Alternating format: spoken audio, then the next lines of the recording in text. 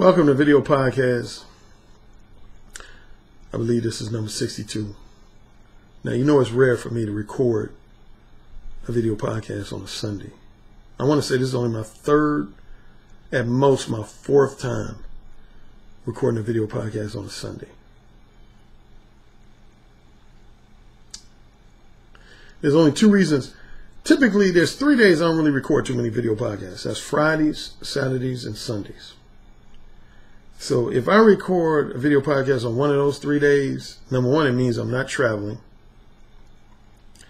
Number two, it means I probably got something either urgent to talk about or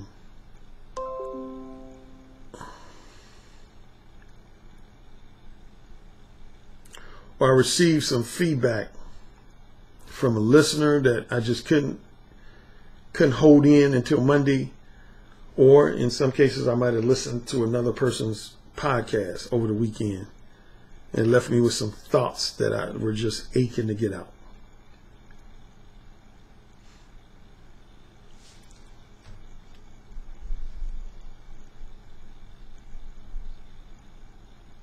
Big ass bottle, ain't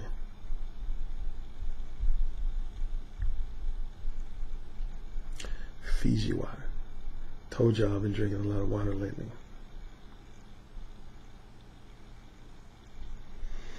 Yep.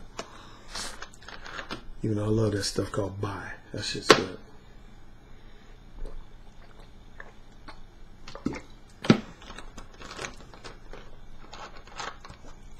Hopefully, and I know I always say this, it's become cliche now for me to say this is not going to be a long one. I don't know. I try to keep it under a half hour, but I ain't going to guarantee that.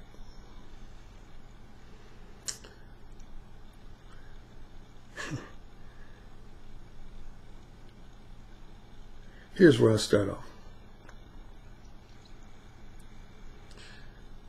Some of my commentary is going to be related to feedback from two podcasts I listened to in the last few hours. One was on BGS Itmore's YouTube channel, and one was on Mac City Limits YouTube channel. And then I'm going to address some things related to each of the things that were said on those channels. I'll start with BGS Itmore. BGS Itmore, he tends to have these lengthy hangouts, Google Hangouts on his YouTube channel, where he invites a lot of people, most of them brothers, to talk about a wide variety of subjects. And of course, one of my followers made me aware that my name was brought up on his very last Google Hangout at around the 2-hour mark. Like his hangouts are long. Like I want to say this hangout in its entirety, it was about 8 hours. That's some people's work day, man. People work for 8 hours. He did a whole fucking Google Hangout for 8 hours. I ain't never did no fucking 8-hour podcast. Although I've done some lengthy ones on Blog Talk Radio. Like I did a couple of Blog Talk Radio podcasts that were as long as 4 hours. And I actually, here on YouTube, I was part of a Google Hangout on O'Shea Duke Jackson's channel. I want to say that was somewhere between 5 and 5.5 hours. I think that's the longest podcast I've ever done in my life, audio or video. Yeah, he did a Google Hangout that was about 5.5 hours I once participated in. But anyway, I made a comment about BGS, both in my comments section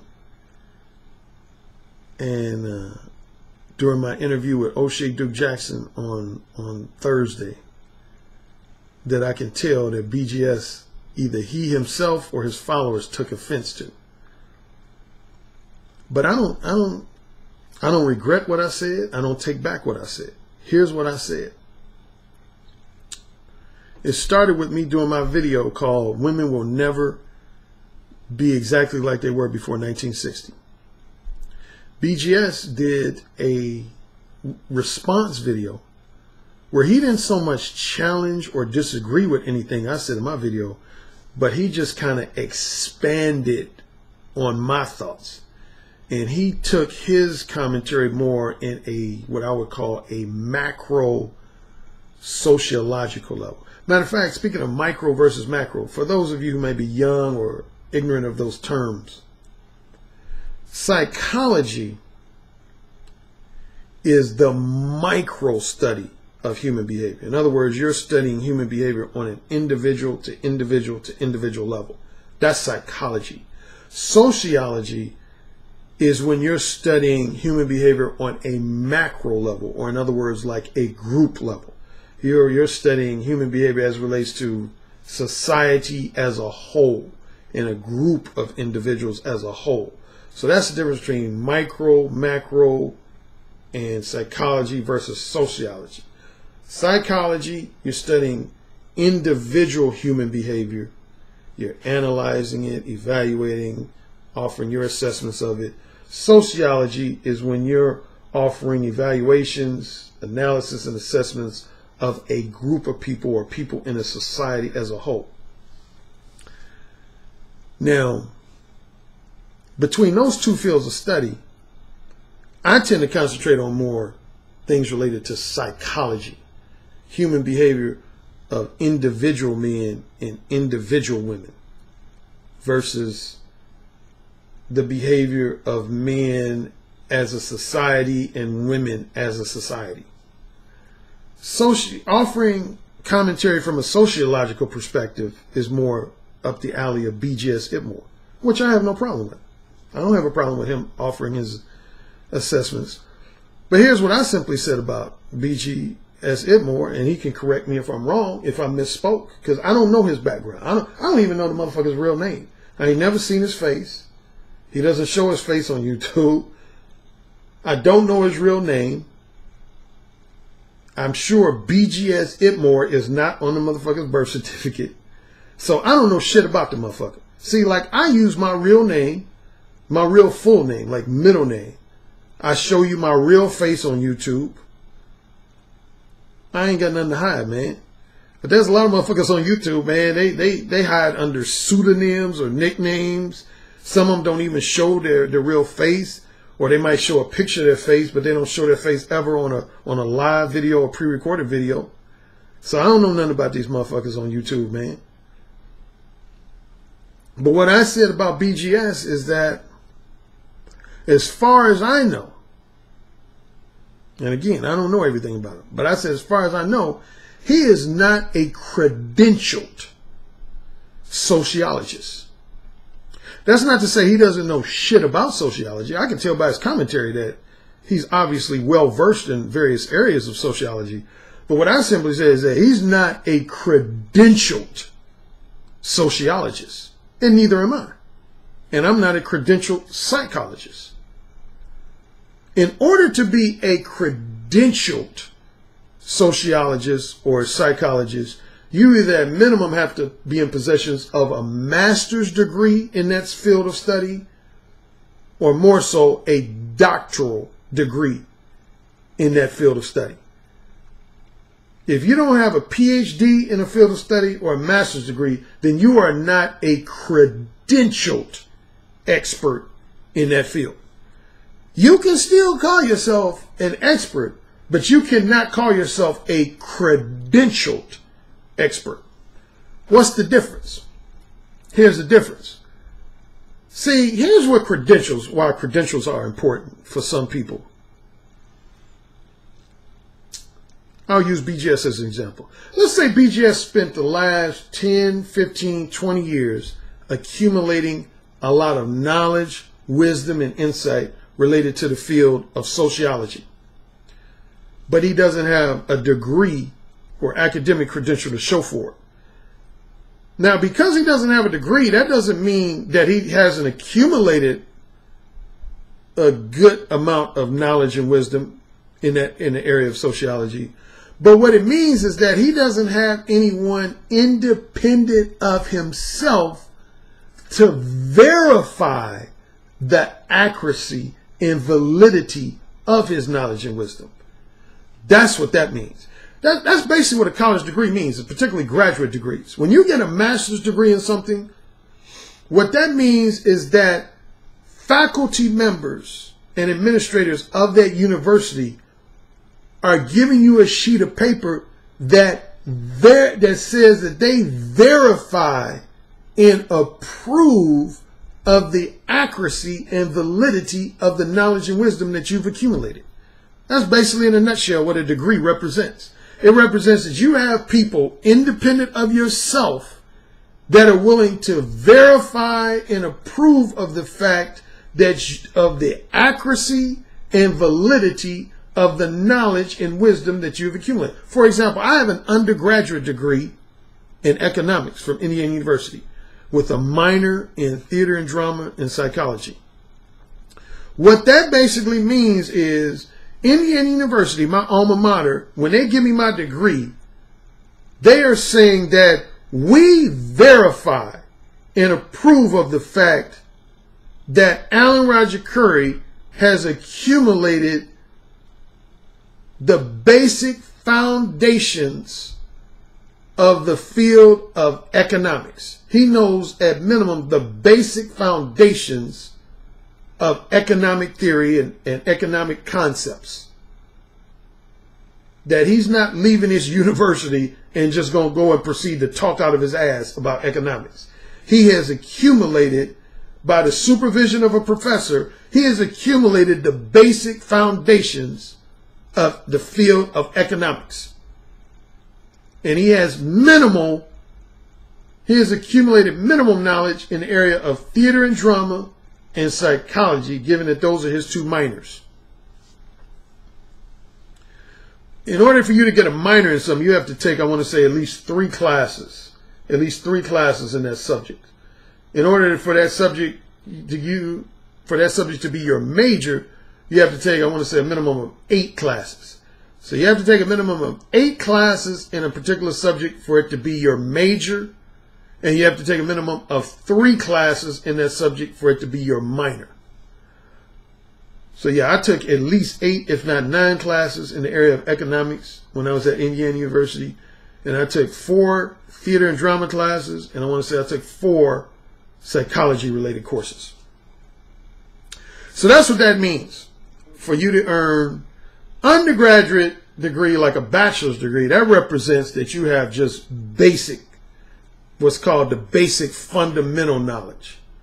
Master's is when you're gaining more expertise in that field of study. And the highest degree, when you earn a PhD in a subject, that represents 2 things.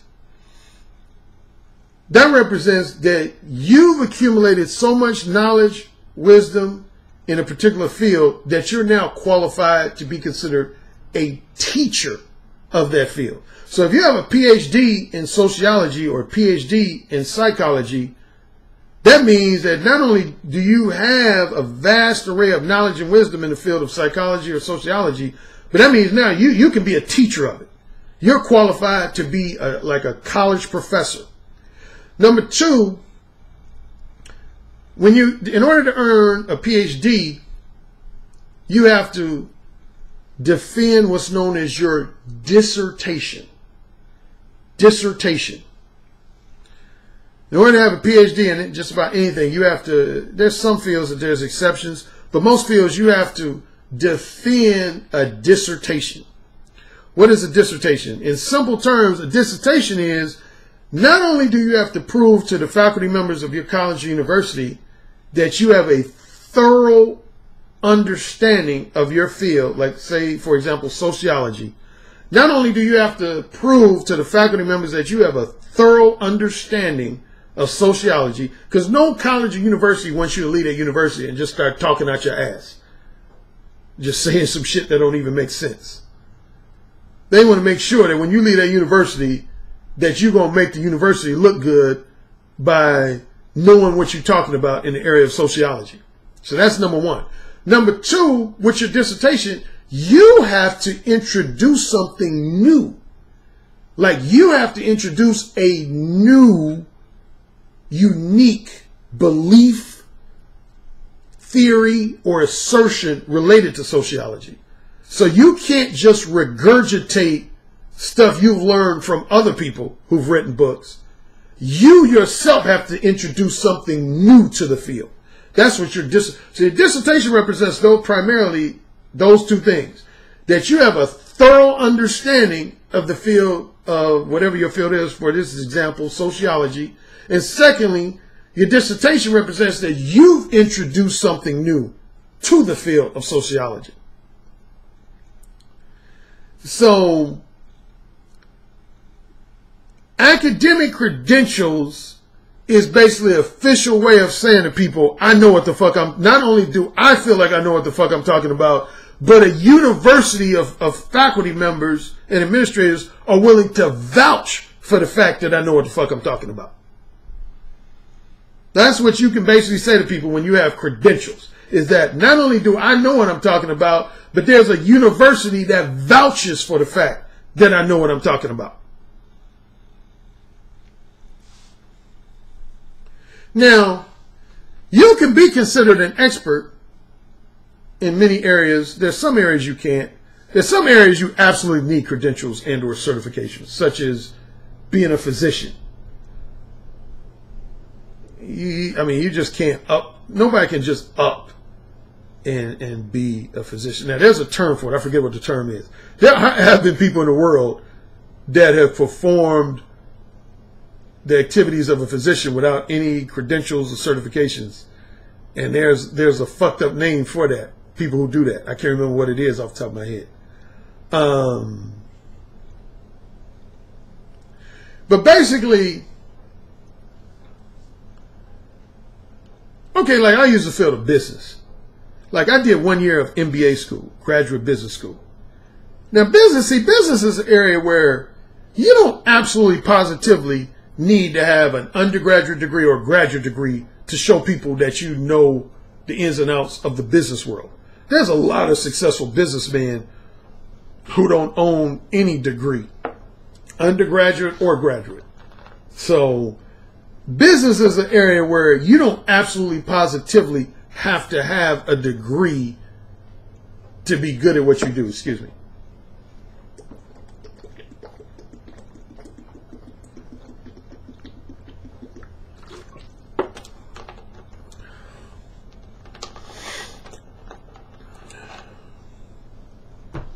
You don't have to have a degree.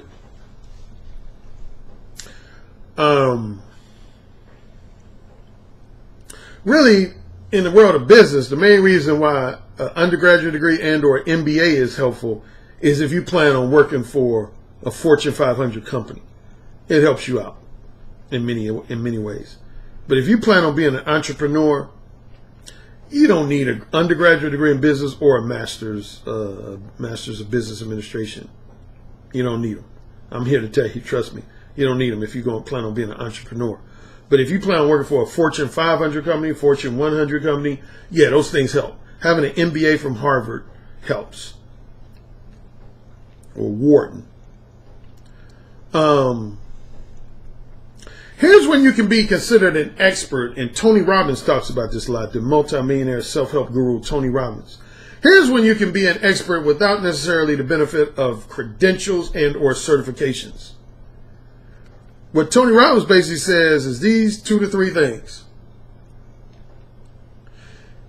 If you have a book giving specific details of your area of expertise, a book, which is something I have at least 4 books, if not more. Tony Robbins says, if you have a book, if you have paying clients, a high number of paying clients, people who pay you money for your knowledge, wisdom, insight, and advice, which is another thing yours truly has. I have people who pay me money on a week-to-week, month-to-month basis for my knowledge, wisdom, and expert advice. And finally, if you've invested at least 10,000 hours in the area that you categorizing yourself as an expert in. So, for example, if you consider yourself, say, a dating and relationships advisor or a dating relationships expert, Tony Robbins says, at minimum, you should have invested 10,000 hours worth of time conducting informal research and just studying the field of dating and relationships. So the three things to be an informal expert, or an expert that doesn't have an academic credential or some type of board certification, is, he said, you should have at minimum at least one book, regularly paying clients, and you should have invested a minimum of 10,000 hours in your particular field of expertise. See, and again, like me, man, like I don't have undergraduate degree, graduate degree in psychology, even though a lot of my stuff has to do with psychology. Well, kind of a mix. A lot of my stuff has to do, in terms of field of study, mine is kind of a cross between psychology, a touch of sociology, but the biggest thing is interpersonal communication. Now, a lot of colleges don't even offer that as a major, interpersonal communication. There's individual classes on interpersonal communication, but there's not too many colleges that offer a degree in interpersonal communication. Oh, one other field of study that would be listed in a college list of classes would be human sexuality. Like, I know my alma mater, they have an institute for human sexuality called the Kinsey Institute, named after Alfred Kinsey, who many people consider arguably the first major sexologist of the world, Alfred Kinsey. So those are probably the four disciplines that my work covers. Is this kind of one part psychology, a major part interpersonal communications, one part human sexuality, and a touch of sociology. I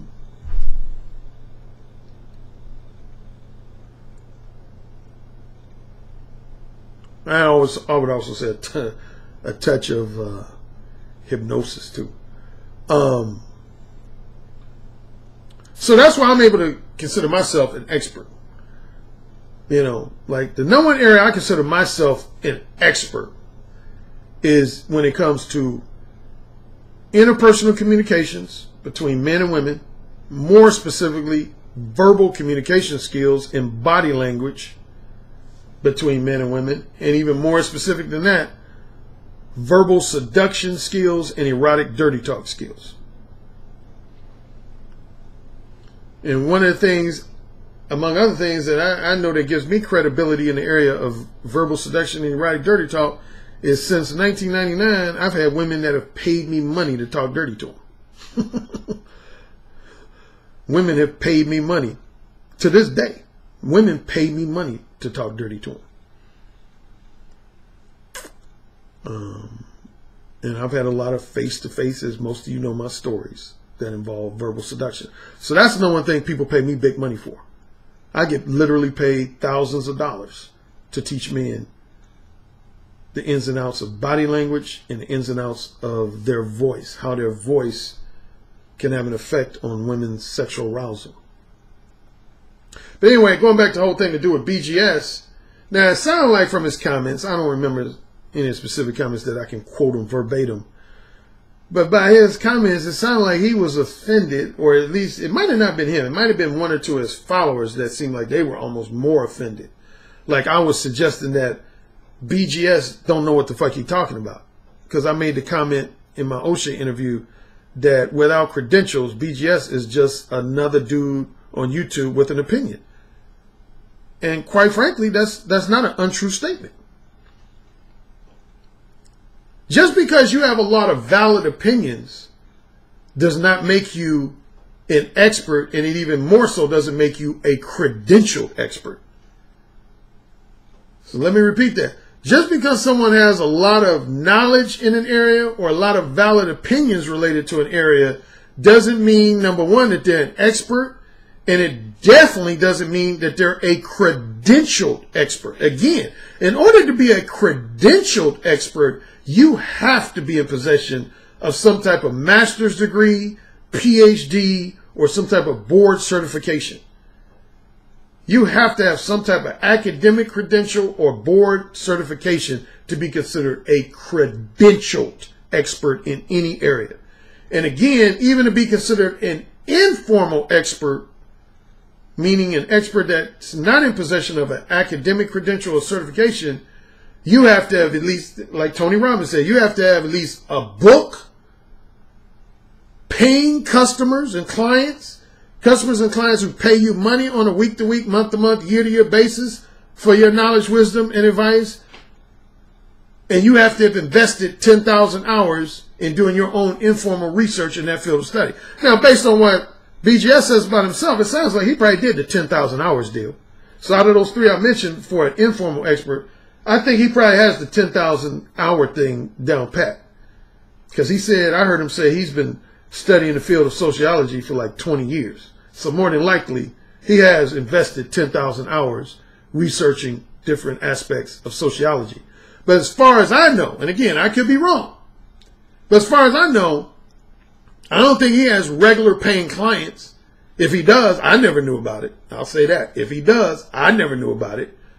I don't think he has people who pay him on a week-to-week, month-to-month, year-to-year basis for his knowledge, wisdom, and insight related to sociology. And as far as I know, he doesn't have a book. He doesn't have an ebook, paperback, or hardcover that I know of. So that said, no, I don't apologize for anything I said about him, because it wasn't meant to be a personal jab or personal insult. I was just stating a fact. It's just like if somebody said the same statement about me, I wouldn't be offended by that. If somebody said, hey, Alan Roger Currie has a lot of strong, valid opinions about dating and relationships and about attraction and seduction,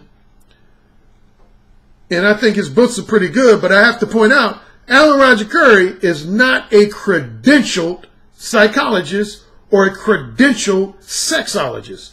I wouldn't be offended by that if somebody said that, because I'm not. I'm not.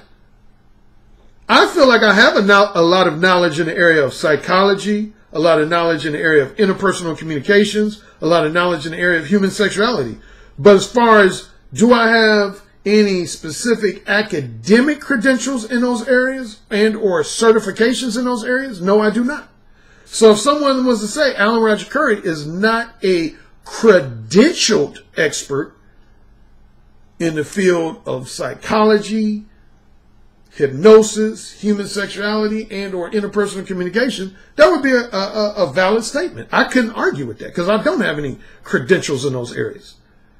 Now, as far as being considered myself an informal expert, again, going by the criteria that Tony Robbins laid out and a few other people have laid out, I do have books. I got 4 books where I specifically detail my beliefs, attitudes, theories, and assertions related to the area of dating relationships, and more specifically attraction and seduction. And I have paying clients. I have people who pay me hundreds of dollars, if not thousands of dollars. Like for my Skype and telephone consultations, people pay me hundreds of dollars for that. And for my one-on-one face-to-face coaching, you're going to pay me a minimum of $1,000 for that, anywhere from $1,000 to $3,000. So I have regular paying clients, and I have books. I have regular paying clients, and I've definitely invested no less than 10,000 hours studying the field of attraction and seduction. So I can never call myself a credentialed expert, but I can definitely, with full conviction, call myself an informal expert. Again, based on the criteria that Tony Robbins and at least a couple other people I've read over the years have laid out. Yeah, man, because again, you can't, if you don't have no book, man, if you don't have any academic credential certifications on top of that, and you ain't got no book, you can in no way consider yourself an expert at shit. You can consider yourself a person who has a lot of valid opinions, which is what I said about BGS. I do think he has a lot of valid opinions, but as far as being considered an expert, again, if you ain't got no credentials, no certifications, and at minimum you ain't got no book or paying clients, you ain't no expert. You ain't no expert. You're just a motherfucker with opinions. They could be good opinions. They could be strong, valid opinions. But yet and still, they're still just opinions. Until people are paying you money for your knowledge, wisdom, advice, all you're doing is offering opinions. I earn my living from my knowledge and wisdom. That ain't just a hobby I do on YouTube. I earn my living. That's how I pay my bills. That's how I earn my living, is by sharing knowledge, wisdom, and insight related to dating, relationships, and attraction and seduction. I help men all over the world. I got clients in every major country, literally around the globe.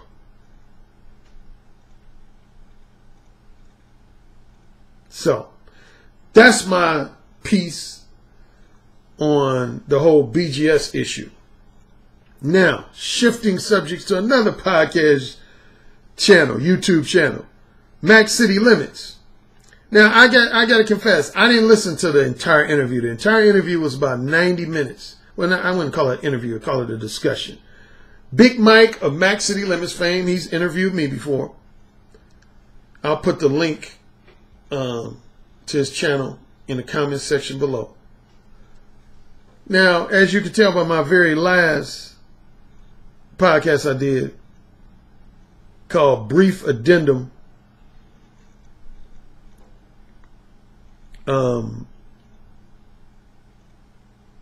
seems like some comments, this indirectly deals with BGS too. So yeah, I'm gonna have to bring up BGS name again.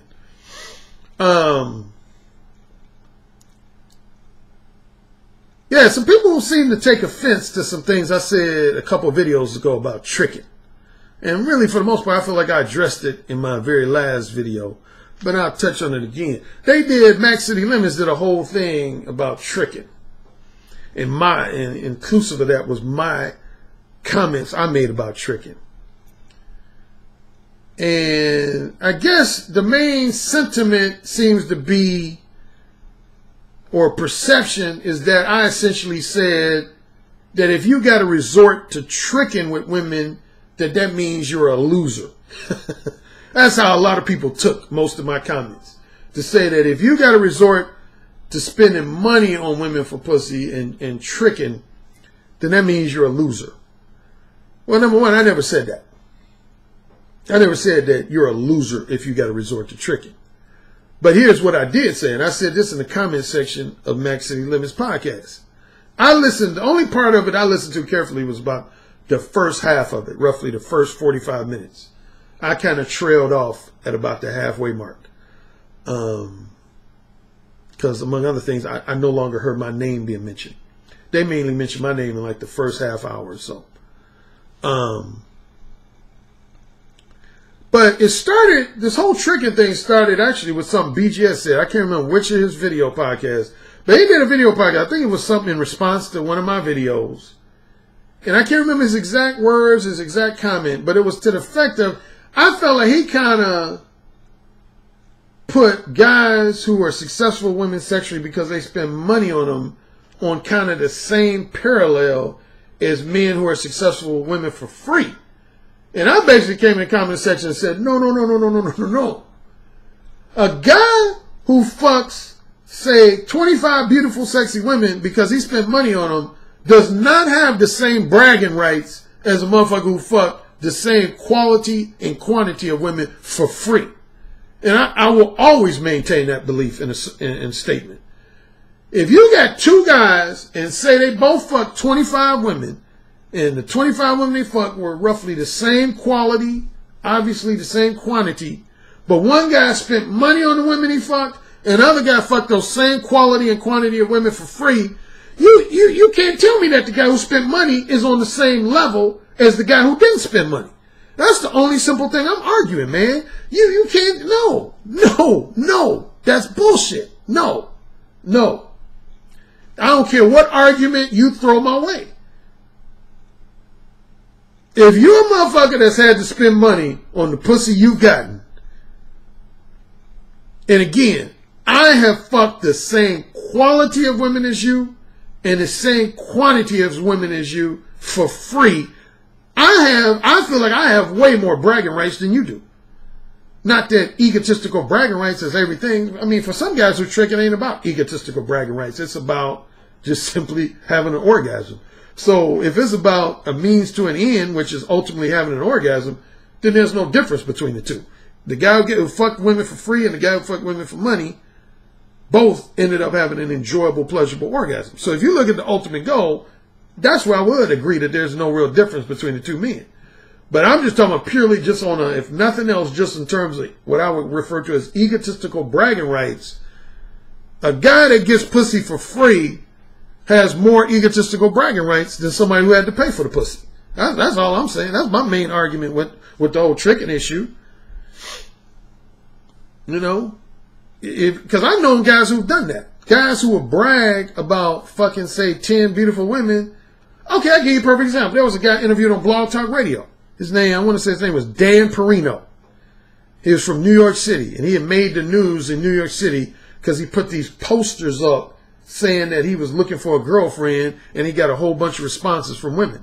So I interviewed him on my show.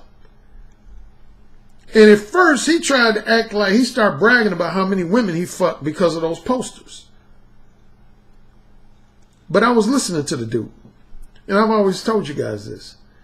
Man, I'm going to tell you something. And I'm going to touch on this in about 5-10 minutes more elaborately. But if you read my book, Upfront and Straightforward, one quality you know about me, if nothing else, because I toot my horn in my book about this quality. Man, I'm a very perceptive reader of people. Anybody who really knows me knows I read people real well. If there's at least two things I automatically read about people, usually when I meet them in person, but even sometimes just say over the phone. In person, I read your eyes and your voice. I pay attention to really everything about you. But at minimum, the two main things, I pay attention to your eyes and your voice. And like, it's funny, a lot of people when they meet me, male and female, have often commented, they say, "Alan, man, when I first met you, man, I felt like you was just like staring at me, man. I felt like you was like trying to look through my soul or something." And sometimes I have to catch myself because I'm real obvious about it. Sometimes I'm subtle about it. Other times I'm real blatant about it. But I do, man. Like, if any of y'all haven't met me, I guarantee you, 99% chance, if I was to meet you in the near future, the first thing I'm going to do is I'm going to study you. I'm going to like look at you like with this kind of almost real intense look because I'm going to absorb you. And that's me reading you. Anyway, going back to this guy interview, I was listening to this dude's voice and I was like, this dude is no womanizer. I'm sorry, but I can evaluate womanizers by just their voice a lot of times. I was like, this motherfucker is not no fucking womanizer. He's goofy. And sure enough, later on in the interview, he ends up admitting that on all the women he fucked, he spent a total of $20,000 on these women. And I was like, oh man, get the fuck out of here. Matter of fact, Steve Dean Williams was on the interview with me. And me and him just started laughing. And see, this relates to my argument about tricking, man. I was like, motherfucker, you ain't no fucking player. You ain't no womanizer. If you had to spend $20,000 on these bitches, then you just a motherfucking trick. You ain't nobody special. And he tried to initially, debate that or deny it, but the fact of the matter is, it's the truth, man. He ain't no...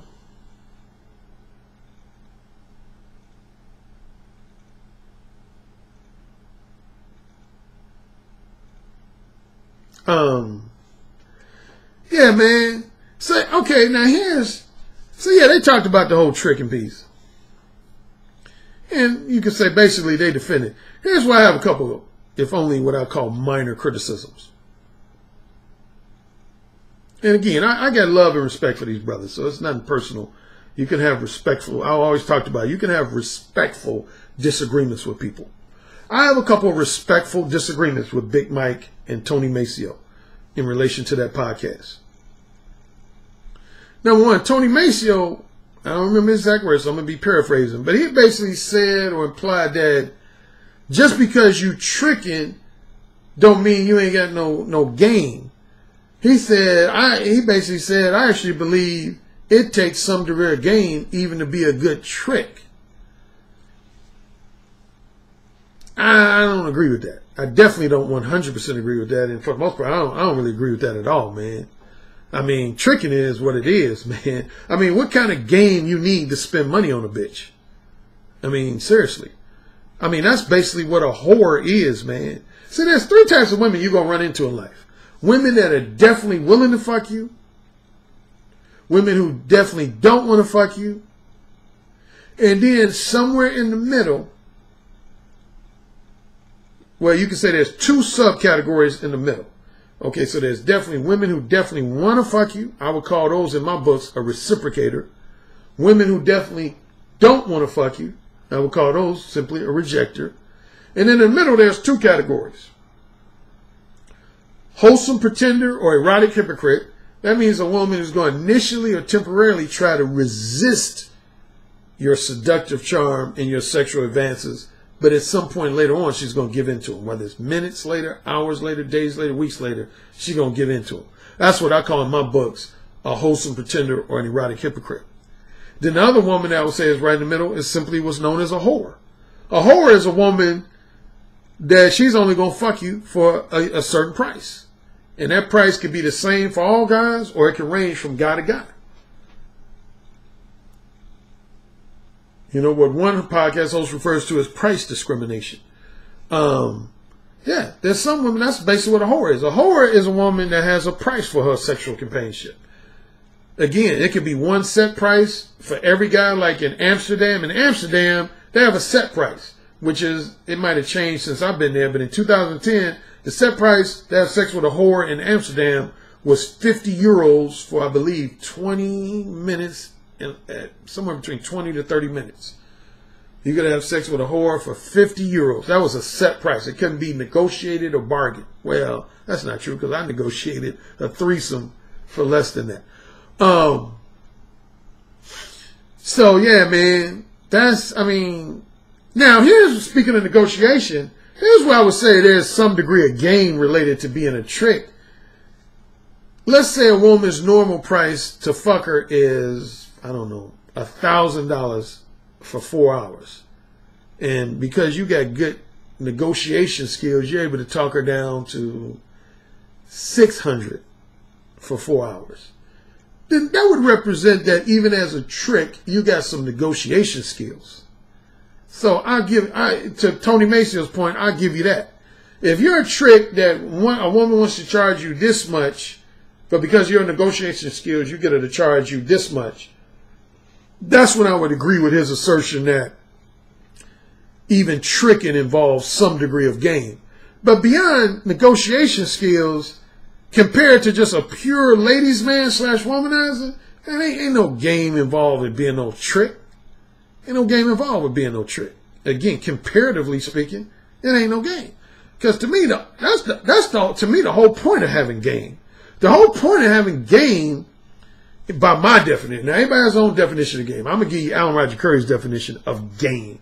That's not even a word I really like to promote too much. I don't use that word too much in my books, if you read my books. But, you know, to sound like most guys, a lot of guys like to use that term. So just to use that term, to me, my definition of game is when you got these 3 qualities. It's 3 components for me to having what most people refer to as game. When you're able to have sex with a woman without spending any significant amount of money, and preferably no money at all, that's representative of a motherfucker that got game. When you're able to have sex with a woman without promising her any type of long-term monogamy or promising to spend time with her in any significant way, non-sexually, that means you have game. And third thing is if you're able to consistently overcome a woman's resistance, reluctance, or harsh criticisms and insults in order to get her in bed. That's game. That's Alan Roger Currie's 3 components of game. And again, I realize that for 10 guys, you ask them their definition and description of what game is, you're probably going to get at least 5 different answers. But that's my definition of game, what it means for a man to have. That's when I would say that man has game. Is again, when you're able to get a woman to have sex with you without spending any significant amount of money on her. And when I say significant amount, any money beyond the price of a basic breakfast meal, a basic lunch meal or a basic dinner meal. If you spending no money beyond a basic breakfast meal, basic lunch meal, basic dinner meal, that means you're not spending a significant amount of money on a woman. That's the number one component of me describing a guy as having game. Number two is when you're able to get a woman to agree to have sex with you without promising to enter into any long-term monogamous relationship or without offering to spend any significant amount of time with her non-sexually. Number three is when you're able to have sex with a woman after overcoming a barrage of criticisms, insults, resistance, and or reluctance on the woman's part. That's when you get, in my book, that's when you got game. That's a motherfucker who got game. That's the type of game I teach men to have. So if somebody wants to know what type of game does Alan Roger Currie teach, the game I teach has those three objectives in mind. The three objectives I just laid out. That's my objectives of having game. The other thing, and this kind of really perturbed me actually. And again, I like Big Mike and I like Tony Maceo, and they were being lighthearted about it and comical about it, but I still didn't like this. Because I've heard this probably for 10, 15 years. And again, I don't remember the exact words, so if I'm misquoting them or I misinterpreted something I said, then they can correct me in the comment section and they can point out that I maybe misinterpreted the way they were presenting this. But here's how I took it anyway. If I might have misinterpreted, but here's how I took it. Sound like both of them, both Big Mike and Tony Maceo, they start nicknaming me a Lucky Charms nigga. That was their nickname for it. They said Alan Roger Currie is a Lucky Charms nigga. And part of what that meant was they basically tried to say that the main reason Alan Roger Currie has been successful with women sexually is because he's a good-looking dude. He's a handsome, like, pretty boy type motherfucker. And he got like a middle-class background. He has, pretty decent personality. So that's the reason. It ain't because of the fact that he's mole one and because of the fact that he's, so provocatively straightforward with women. It's because of the fact that he's just a good-looking, charming motherfucker. And anybody who's good-looking and charming is going to have success with women, regardless of whether they mole one, mole two, mole three. I disagree with that. If that was indeed their assertion, and again, I could have been wrong. I could have misinterpreted something they said. But assuming that that's what their assertion was, I vehemently disagree with that. I vehemently disagree with that. And again, they ain't the first ones to suggest this. I've had guys probably for the last 10, 15 years try to suggest that. Guys will say to me, "Oh, Alan, the only reason you pull women, you get a lot of women in bed, because let's be real, man, you like a good-looking motherfucker, man." Which I appreciate. I appreciate any time a brother tells me I'm handsome. But that's what a lot of guys have tried to say. They like, "Oh, man, if you was an ugly motherfucker, that mole one shit wouldn't work. You like a pretty boy type motherfucker. You like a good-looking dude, man. That's why you're able to get women in bed." That's bullshit. I'm telling you that's bullshit. And I'll give you a lot of examples why. Number one, if you pay attention to my book, Ooh Say It Again, and I always reference this verbal communication, this verbal seduction story. In part 2 of Ooh Say It Again, I highlight 6 verbal seduction stories. And really all of them are a testament to the fact that looks are not the primary reason why I've gotten women in bed, but particularly verbal seduction story number 1, the triple date story. Here's the deal, man. Here's how you can tell if a motherfucker's getting pussy primarily, if not exclusively, just on his looks. When he got bitches just throwing the pussy out. When he really ain't got to do no talking. If you ain't really got to do no talking to a woman, all a woman got to do is look at you and look at you with a look like, "Oh shit, I want him to fuck me. Damn, he fine. Damn, he sexy. Oh shit, I want some of that." Typically, man, when you getting pussy because of your looks, you ain't got to have much conversation with a woman. Women are just going to approach you first. One of two things is going to happen. Either women are going to approach you first and in one way or another let you know that you can hit it, which I have had happen at times. Or as soon as you initiate a conversation with them and let them know you want to hit it, they're going to almost immediately reciprocate. They ain't going to give you no resistance, no reluctance whatsoever. They're going to immediately reciprocate. That's the two situations where you know that your looks and sex appeal is the number one reason why you got that woman in bed. Is if she approaches you first and basically throws the pussy at you, or if you approach her first and let her know in one way or another that you want to hit it, she's going to immediately reciprocate. What I call in my books a reciprocator. In those two situations, that's when you can argue that it's your looks. Like probably the number one time in my personal history where I had it like that was my senior year in high school. My senior, and I've talked about that I think in one or two previous podcasts. My senior in high school, man, I can't talk about my senior in high school honestly without being at least a tad bit conceited. As Tony Mason said, egotistically rubbing my balls in motherfuckers' faces. But I'm just going to be real, man. If there was no other year in my life, man, I've gotten a decent amount of attention from women most of my life, particularly in my 20s and 30s. But if there was one year where I was treated like I was just the shit, it was my senior in high school. My senior in high school, man, women like literally threw themselves at me. I mean, just threw themselves at me, man. I mean, every party, every social event I went to when I was a senior in high school, I had bitches that would just be surrounding me, man. Like, if you saw me from afar, you would think I was like a movie star, TV star, or some kind of R&B singer or something. You would probably be like, why are those bitches sitting around that one motherfucker, man? Who is he? Who is that dude? That's how it was with me, man. My senior in high school, I never had to use no verbal seduction skills to get pussy. Women just threw the pussy at me, man. And matter of fact, that's when I first experienced the concept known now among everybody as haters, player haters. Man, I had never known what it meant to be player hated on until I was a senior in high school. I mean, I had dudes that literally like hated me when I was a senior in high school because I got so much attention from women. Like, dudes would be standing like 3, 4, 5 feet away from me, and I would hear them talking about it. They'd be like, who's this motherfucker, man? Who's this, like, pretty boy type motherfucker? Get all these women around here, motherfucker. Fuck that nigga. Fuck him. I mean, seriously, they would be dogging me out, man. I had a handful of times when guys tried to start fights with me, man, because I got so much attention from girls, man, my senior year in high school. So that's the only year I can think of where I would say that just about all the pussy I got was almost exclusively on my looks. My senior in high school, yeah, I'd say 95% of the pussy I got my senior in high school was just strictly based on being a good-looking motherfucker.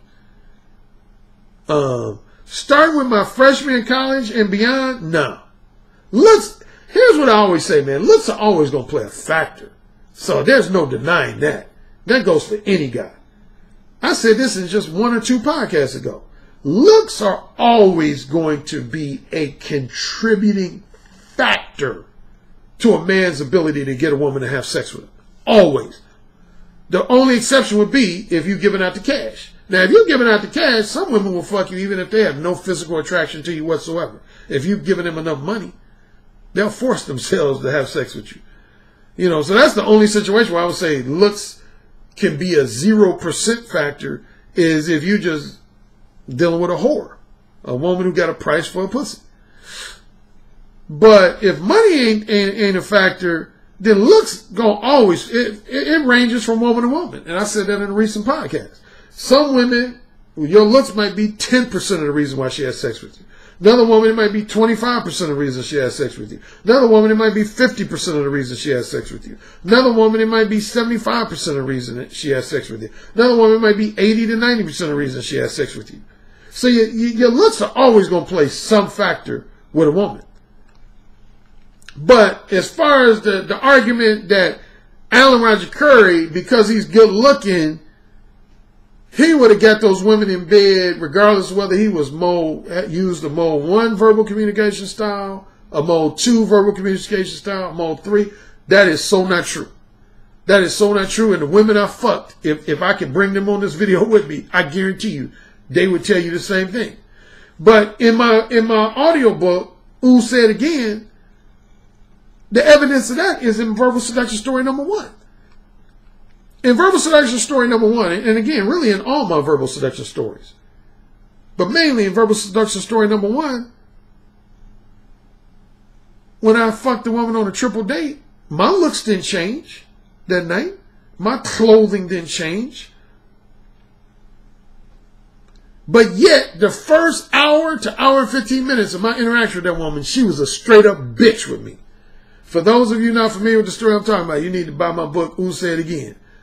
But to give you some of the details of that story, yeah, I was on a triple date with 2 close friends. And I got set up with this one chick. And for about the first 60 to 75 minutes of that triple date, this woman was acting like a straight up bitch towards me. She was treating me like I was a total beta male. And I was a good looking guy. So if looks was the #1 key to my success with women, that woman would have just gave me the pussy. She would have just gave me the pussy based on my looks. But she didn't. None of the women in my verbal seduction stories gave me the pussy because of my looks. None of them did. If you listen to all 6 of my verbal seduction stories in Ooh Say It Again, now one of those stories highlight a woman who gave me the pussy primarily or exclusively because of my looks. Now one of those stories. And again, particularly verbal seduction story number 1. It wasn't until we went outside the apartment building that I exerted my confidence, I would say cockiness towards her, and my erotic dominance towards her, where her feminine side came out and her kinky and promiscuous side and her submissive side came out. I had to exert my erotic dominance on her. That was the turning point. It had nothing to do with anything I did different physically. It was basically the first hour of that date, I was acting like a pussy. I was acting like a verbal pussy. That's what it came down to. I was a verbal pussy. What I call in my books a verbal coward. I was a verbal coward, man. I was scared to just straight up tell that woman, yo, the reason I'm talking to you is because I want to fuck you. I was beating around the bush. And it wasn't until I gained the balls and backbone to just look her in the eye and say, look, the only reason I'm fucking engaging in conversation with your motherfucking ass is because I want to see my dick in your fucking mouth. And at first she was like, excuse me? What did you say? She was taken aback by that, but I didn't back down from her. I said, you heard me. I said, you only got 2 choices the rest of the night. You either gonna suck my dick or you gonna shut the fuck up. And she ended up sucking my dick and we ended up fucking. So anyway, to get back to Big Mike and Tony Maceo, it has shit to do with looks, man. And that's true of a lot of women I seduce. I guarantee you, if you could interview the women I fucked in my life, particularly the ones I fucked casually, they would tell you, if I had to narrow it down to one quality of mine and one quality only, no, I'm going to have to narrow it down to 2 qualities. And I touched on one earlier. That's why I said I was going to come back to it later. Here's the main 2 qualities that have helped me seduce women more than any other 2 qualities. Number 1, I know how to read women. I would arguably say I know how to read women better than 99% of the men walking planet Earth. I'm an exceptional, and there's one story I highlight about that. There was a woman who called into my Blog Talk radio show a couple years ago. And she called in to criticize me. And initially she called in, she was going to scold me about something, admonish me about something. But then 2 or 3 minutes into the conversation, I had her laughing and giggling and shit. And after the show, she said, I noticed something about you. And if you don't mind, I want to talk to you about it in a private phone conversation. I said, sure. Hold on a second.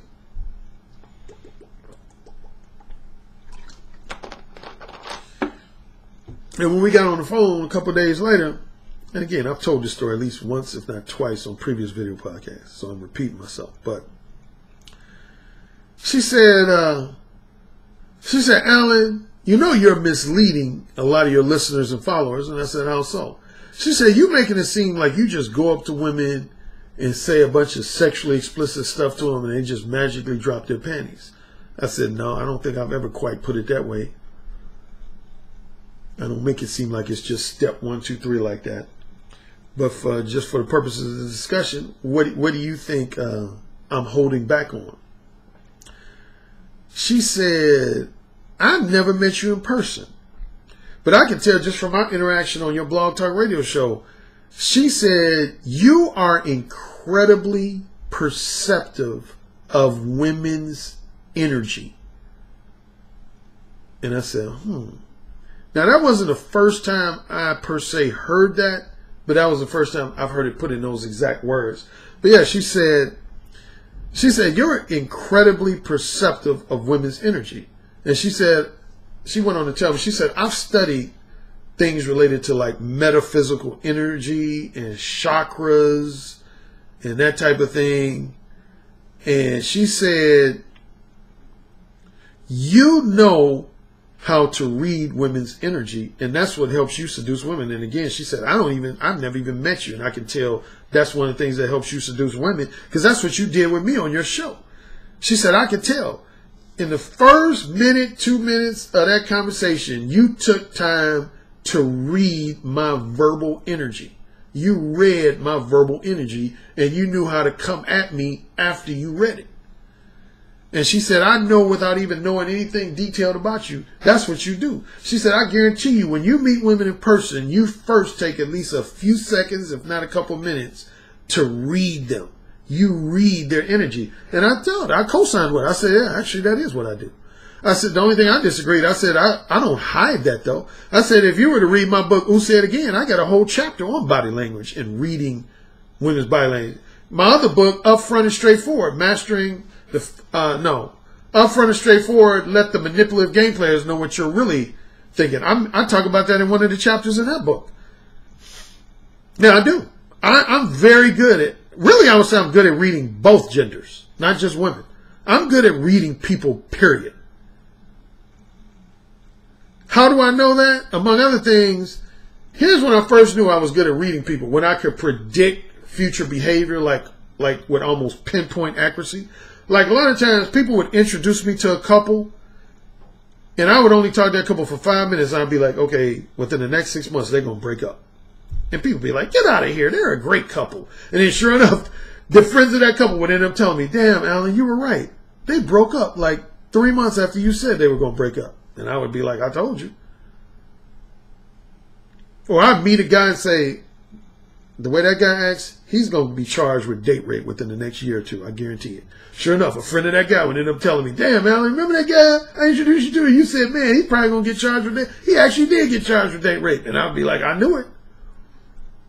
So that's one of the ways you can tell when you're a good reader, people, is when you can predict future events in their life without even having like concrete evidence to substantiate why you think they're going to experience those events.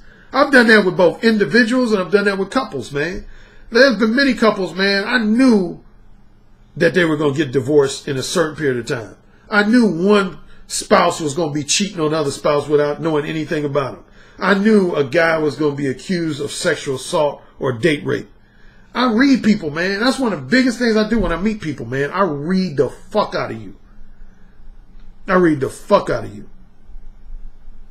I had a client that I had just a few months ago. I had a one-on-one face-to-face. And he kind of chuckled over there. Because when he first came into my hotel room, that's all I did for like the first two to 3 minutes of our interaction. I didn't even say anything. I just studied him. I just looked him like from head to toe.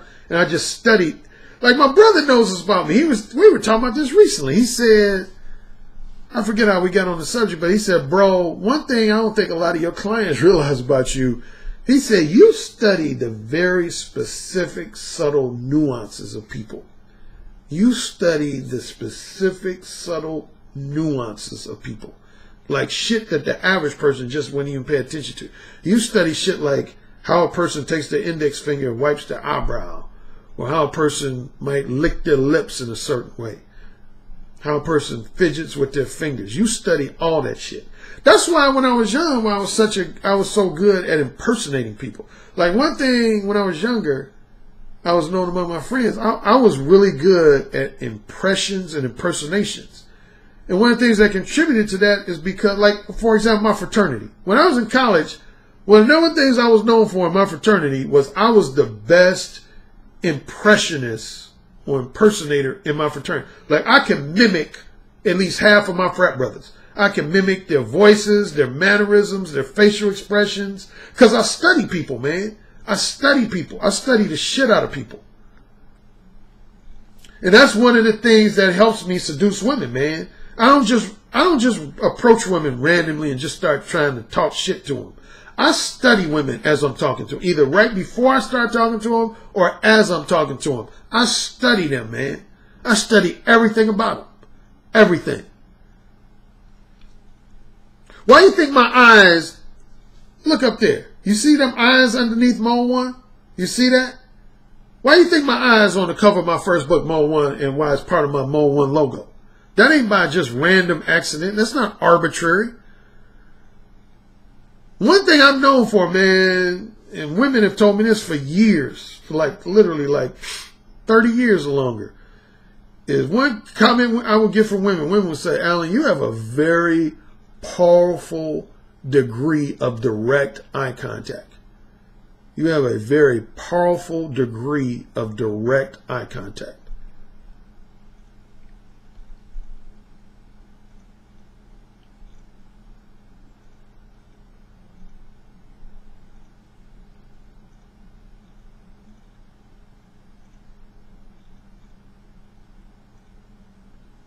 I do.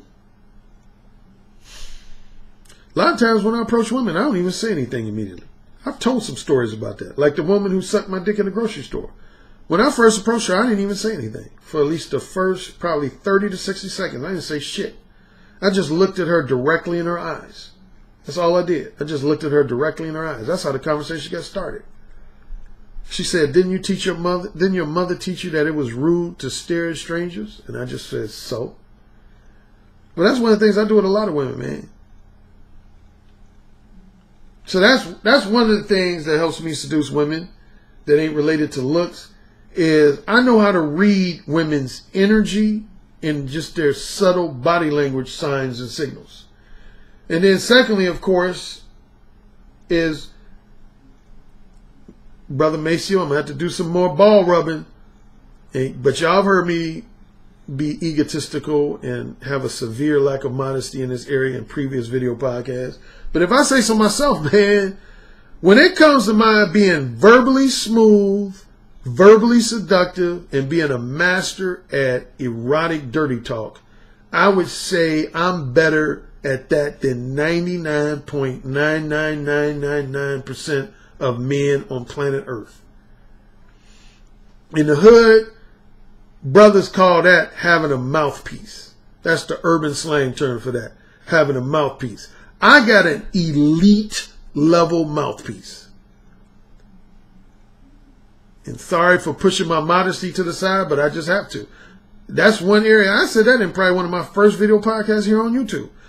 I was talking about something. I said, if there's one characteristic of mine, one quality or talent I have that I have no modesty associated with it, is my verbal seduction skills and my erotic dirty talk skills. I know I'm the motherfucking shit. I know I am. When it comes to the ability to talk dirty to a woman and get a woman's pussy wet just by talking dirty to her, I am the motherfucking shit. And here's how I can prove it has nothing to do with looks. And some of my Los Angeles roommates, if I could have them on video with me, they would vouch for me. I've told a few stories. Do you know I've had women play with their pussies over the phone who had not seen a picture of me yet and who had not met me in person yet? At least, that's happened to me at least 40 to 50 times since starting with the mid-90s. Yeah, I would say at least 40 to 50 times I've had a woman playing with her pussy that had not seen a picture of me and had not met me in person yet. Like one of my most memorable stories, there was a woman one time when I lived in Los Angeles. She was calling me about some temporary work. She worked for a temporary employment agency. And she was calling me to tell me to come in for my introductory interview. And we were talking about her company. And she happened to make a comment about my voice. She said, Mr. Currie, can I tell you something? I said, sure. She said, you have a very nice, smooth phone voice. And normally in that situation, I would just say, oh, thank you. I appreciate the compliment. But because I was feeling a little frisky, I said, yeah, I bet my voice is getting your pussy wet, ain't it? And she said, excuse me? I said, you're excused. I said, I know my voice is getting your pussy wet. I dare you to tell me my voice ain't getting your pussy wet. And she started being like, oh my God, I can't believe you're talking to me this way. Oh my God, nobody has ever talked to me this way on a business call. Anyway, without getting into full details, long story short, man, I had her close her door to her office. This bitch played with her pussy in her office. She had not seen a picture of me. She had not met me in person yet. So for you motherfuckers that say, oh, Alan Roger Currie only gets women's pussies wet because he's a good-looking, pretty boy type motherfucker, that's bullshit. This bitch hadn't seen me. I could have been the ugliest motherfucker on earth. Man, I got a mouthpiece like a motherfucker, man. Believe that shit. Believe that shit. Dude, my mouthpiece is so vicious, and y'all have heard me say this at least once or twice on previous video podcasts. Here's how powerful and potent my mouthpiece is. I've had friends of mine that literally strictly prohibited me from having one-on-one conversations with their wives, fiancés, or girlfriends, or even female platonic friends. I'm not even joking. I've had buddies of mine, they'd be like, dude, no, Alan, you're my boy, but dude, you are not allowed to have a one-on-one conversation with my wife, or you are not allowed to have a one-on-one conversation with my girlfriend. Because I know you, man. I know your mouth, man. You get too many women's pussies wet, man. No, man. Out of respect for me, do not have a one-on-one And they would be dead serious. They wouldn't be joking. They would be dead serious. They'd be like, no, bro, you can't talk to my wife, man. Like, if you call for me and I'm not home, do not engage in a conversation with my wife. That's how much of a threat my mouthpiece is for a lot of motherfuckers, man. Because motherfuckers know, man.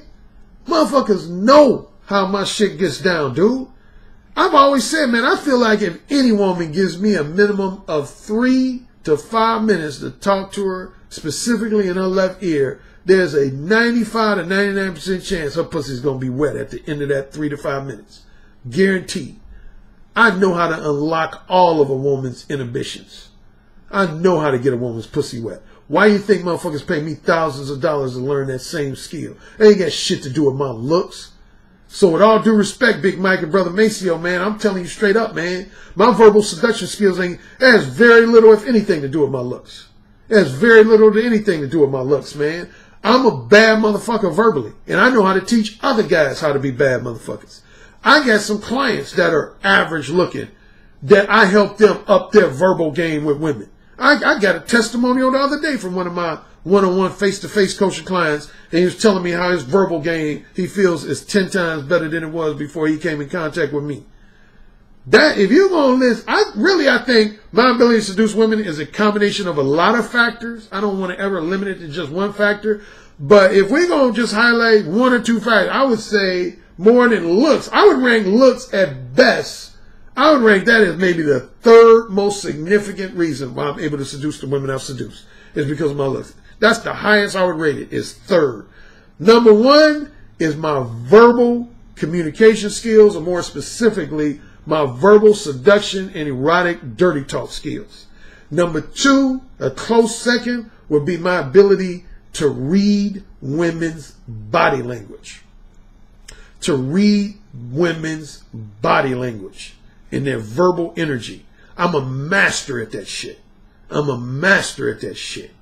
Y'all better recognize who y'all listening to and who you talking to. I'm a master at that shit. Again, if it was just all about looks, man, I would have had bitches just throwing the pussy at me.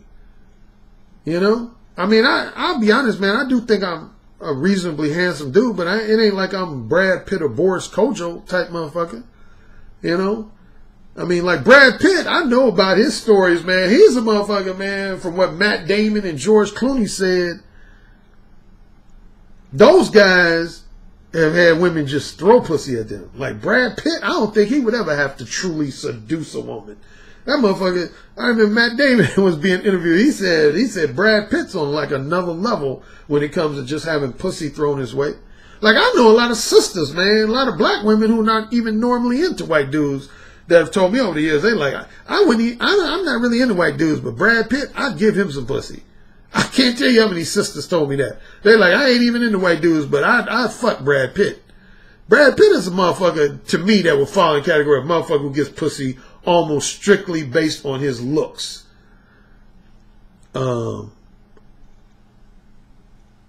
Yeah, matter of fact, speaking of his little crew, Brad Pitt and his crew, he's real tight with George Clooney. Me and my brother were just recently talking about this. Like, I was talking about my eye contact, my voice. Me and my brother were talking about some stuff related to Hollywood, and somehow we got to talk about George Clooney. And my brother pointed out something that I totally agree with. He said, man, if you notice, George Clooney, when he was just kind of like a goofy white dude, he didn't really have no success in the Hollywood industry. By his own admission, he didn't have no success in the Hollywood industry. But the two things that he credited to contributing to his higher level success in the entertainment industry was, he said, Steven Soderbergh, who's one of his most beloved directors, got on his case about his degree of eye contact. He says Steven Soderbergh told him he shakes his head too much when he talks, when he would be in acting scenes. He like, I used to see him do that on ER. When he would talk, he would always do this like subtle shake of his head. And basically Steven Soderbergh said, man, stop that. Keep your head still and focus your eyes on the person that's in the scene with you. And he said that really upped his acting game. Secondly, my brother noticed, he said, you notice George Clooney improved the smoothness of his voice. If you look at early clips from his TV shows he was on and movie appearances he made, he had kind of a goofy, semi-dorky voice. But he said, you notice, man, once he became real successful, he had more of a smooth type voice, man. See, guys, man, I'm going to tell y'all, man, y'all want to talk about, here's the thing that guys want to always try to credit for getting pussy. Either looks, like Brother Maceo and Big Mike. A lot of guys will say, oh, getting women in bed is all about looks. Second thing, next to looks, is usually money. Guys will say, oh, you got to have money to get women in bed.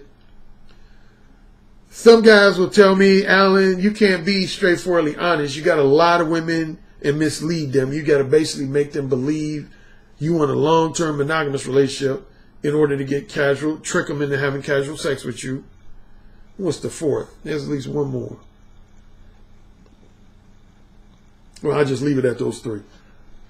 I already addressed the looks piece. That's bullshit. That's overrated. I ain't going to say looks are totally unimportant. I would never, excuse me, burp number 2. I would never ever say looks are totally unimportant, but they're not as important as most people think. Money, way overrated. I mean, money, again, if you want success with whores, then money is the key. It's that simple. If you want to have sex with whores, that's what a whore is, man. See, there's 3 types of women, among others, that's going to accept money for sex. A gold digger, a sugar baby, and a whore.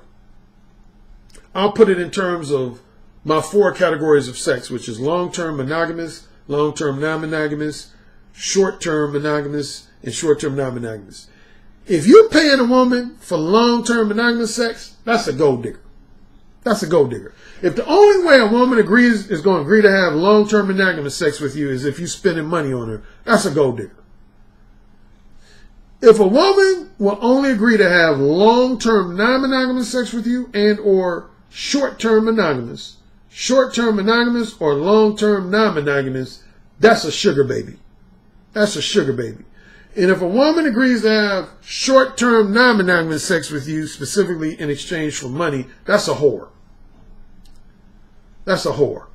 So the 3 babes you're going to end up tricking with is whores, which is illegal. I mentioned that in the last podcast. Number 2 is sugar babies. And number 3 is gold diggers. A gold digger is a true gold digger. That's the type of baby. She's willing to marry you just to take advantage of you financially. That's a woman that's going to marry you just to take advantage of you financially. That's a gold digger. That's a gold digger.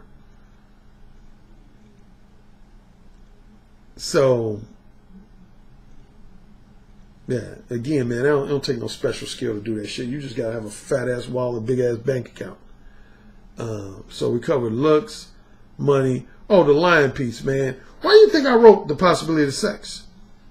To answer that question or argument, you know, I've heard guys say, man, Alan, yeah, I see you all about this straightforward honesty shit, man. I believe, man, that lying bitches is the best. You just lie to them, man. Make them believe you want to be their next long-term boyfriend. Then once you get the pussy, just dump their ass. And I know a lot of guys, including some of my own frat brothers, who use that technique. And if you know my backstory, that's the reason why I started being my own one. Because I disapproved of that technique. I ain't going to say it's ineffective. Yeah, there's a lot of motherfuckers I know who've gotten into a woman's pants by lying to them. So I ain't going to say it's ineffective. But, you know, I know a lot of y'all don't believe in karma, but I do. And I'm going to tell you straight up, I've seen a lot of guys experience some bad karma because of that shit. Some bad karma because of that shit. I ain't going to go into the full stories that I could. But let's just say, man, when you lie to women to get them in bed and you play with women's emotions, if some shit go down, some drama comes into your life, don't be surprised. If I had to give a couple quick examples, if you come out one day from work and you see that your tires are slashed, don't be surprised by that shit. Dude, I'm going to tell you straight up, and I'll give you an extreme example. I talked about this on Blog Talk Radio a couple times. I had a friend, one of my cousins, man, my older cousins, he had a friend, man, his girlfriend came and shot him in the head. Shot him in the fucking head. Because he led her to believe that he was really in love with her when he was really just wanting to treat her like a fuck buddy. Man, she came and shot that motherfucker in the head, bruh. Shot him in the head, dead. Come on, man.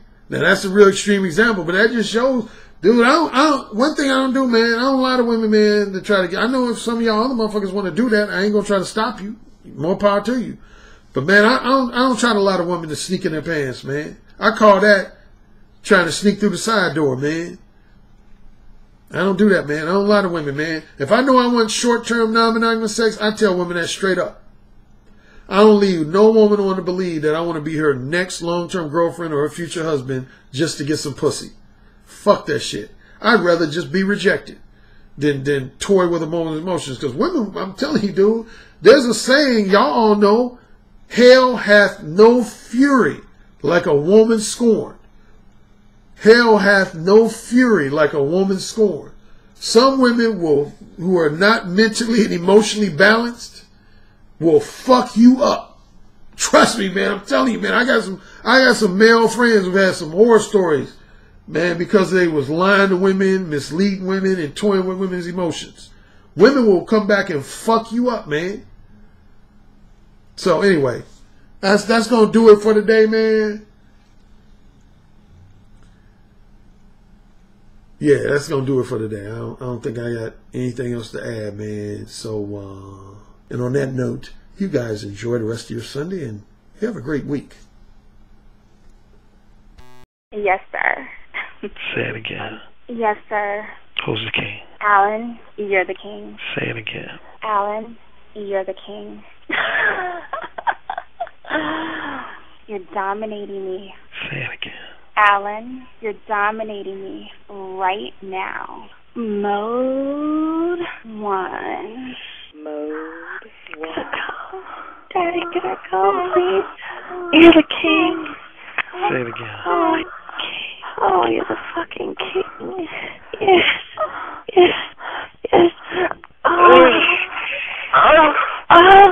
You're the king, Alan. AKA the king of verbal seduction. You know, it's the tone of your voice, how seductive your intonations are, the vibrations that you could just reach out over the phone lines and stroke a woman's breast just by the sound of your voice, how you could make her pussy so wet just by the sound of your voice. That's actually very hot. So you said my show was what? I said your show is powerful. Oh, say it again. Your show is powerful. I bet the king would fuck me really good. Oh, yeah. Who's the king? Alan Roger Currie. Oh, yeah. Who's the king? Alan Roger Currie. The king. The king.